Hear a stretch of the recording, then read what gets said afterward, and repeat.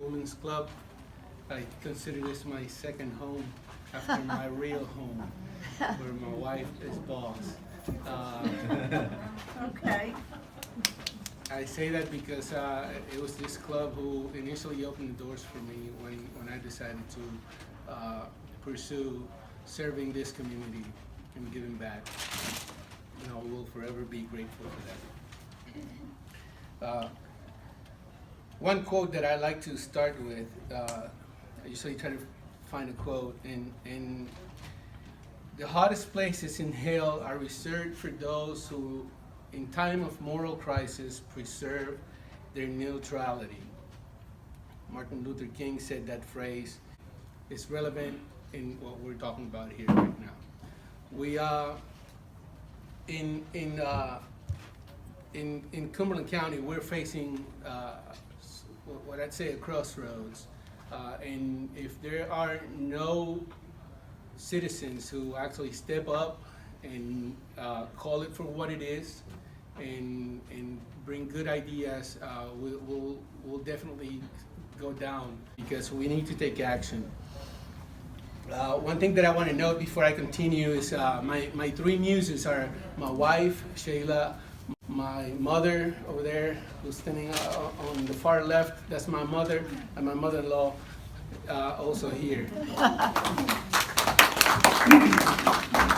What about that handsome one back there? And that's my little one, There you Lucas. go. But I think a lot of you know him already. If you really want to thank someone for me having this big passion about schools, and why is it that Ralph cares so much about schools, it's because of that lady over there. She's a teacher. She retired from being a teacher, and she was my mentor all my life. That's my mom. I am a veteran, a small business owner, a husband, a son. Just like you, I am a concerned citizen. And just like you, I see the way our county is constantly underserved by elected officials who only surface on election year. I have to challenge that status quo because it isn't working. And that's why I decided to set forth with all my energy and strength to help transform Cumberland County into a place where you can raise your family and be proud for generations to come. The ways of yesterday had their chance and totally failed you. The hardworking taxpayer will pay the price for that. Maybe being in elected office for over 20 years, it is a long time. We're now paying the price of bad decisions, but we're also paying the price of non-decisions, which to me, that's even worse. Yeah. A prime example of that, and I'm not going to dwell on this, but I have to mention it, Sanderson Farms, Yes. the third largest Yes. poultry processing plant in the whole United States, wanted to build a plant here in Cumberland County, $155 million infrastructure development, Yep. plus generating over 1,000 jobs, good paying jobs. And what happened? Instead of having leaders opening for business, be the promoters of our county, the facilitators of making this happen, these commissioners pedal back and forth, distorting and destroying our county's credibility.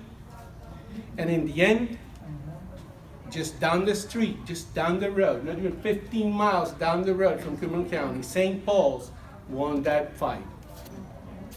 1,100 jobs right now, the last check I did, 1,100 jobs lost. I believe Cumberland County's biggest potential is its people. We are a dynamic group, we are diverse, we're good-hearted people, we're strong, and we can work together.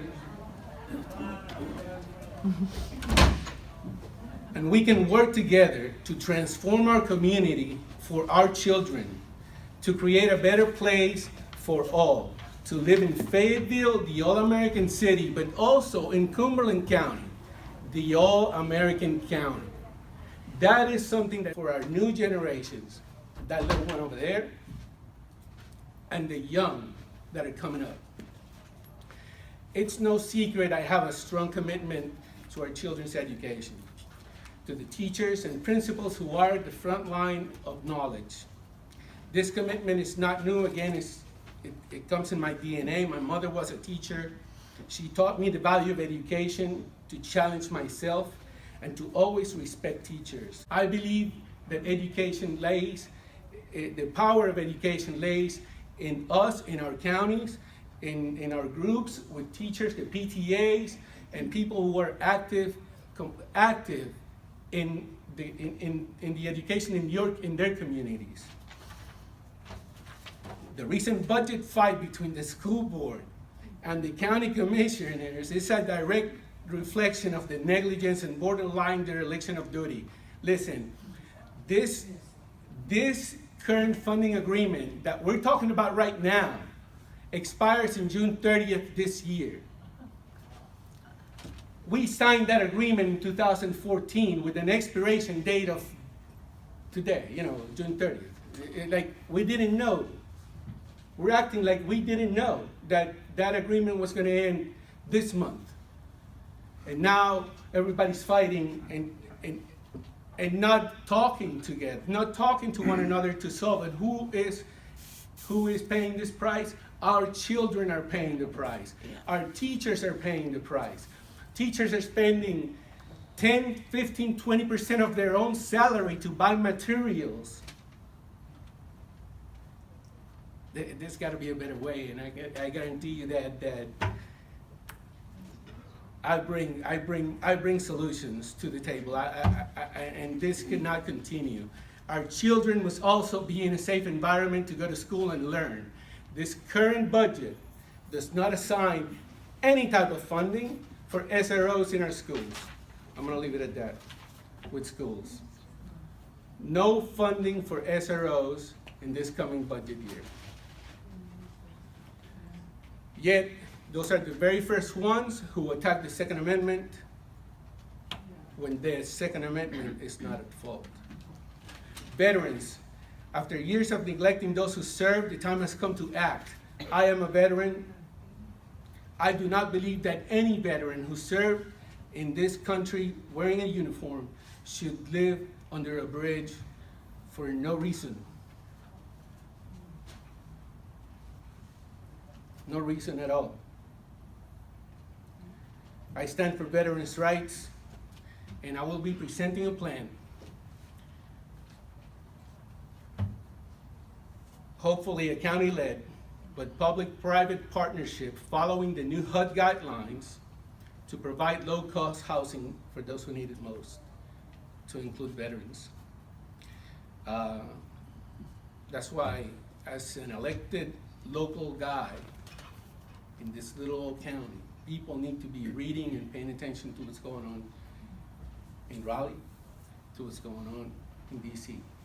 Because there are a lot of things that we are missing on because there's no communication at all.